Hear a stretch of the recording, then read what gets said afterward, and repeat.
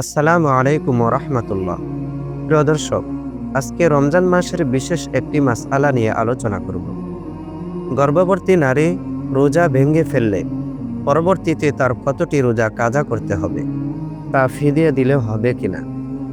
প্রিয় দর্শক, প্রসূতি নারীরা এক প্রকার অসুস্থ, আর অসুস্থদের ক্ষেত্রে বিধান হলো, যদি রোজা রাখতে সক্ষম না হয়, অর্থাৎ রোজা রাখলে গর্ভের বাচ্চার মারাত্মক ক্ষতি হয়ে যাবে, বিশেষজ্ঞ ডাক্তার জানান, কিংবা রোজা রাখলে মায়ের অসহনীয় কষ্ট হয়, তাহলে রমজানে রোজা না রাখার সুযোগ আছে। তারপর রমজানের পরবর্তীতে কাজা করে নিতে হবে। আর একটি রোজার জন্য একটি রোজাই কাজা করতে হবে, বেশি করতে হবে না। যদি পরবর্তীতে রোজার কাজা আদায় না করেই মারা যায়, বা এমন অবস্থায় পৌঁছে যায় যে রোজা রাখতে আর পারবে না, তাহলে উক্ত রোজাগুলোর ফিদিয়া আদায় করে দিবে। আর প্রতিটি রোজার জন্য একজন মিসকিনকে 2 বেলা খানা খাওয়াবে বা এর সমতুল্য দান করে দিবে। কিন্তু রোজা রাখতে সক্ষম হলে ফিদিয়া দিলে আদায় হবে না।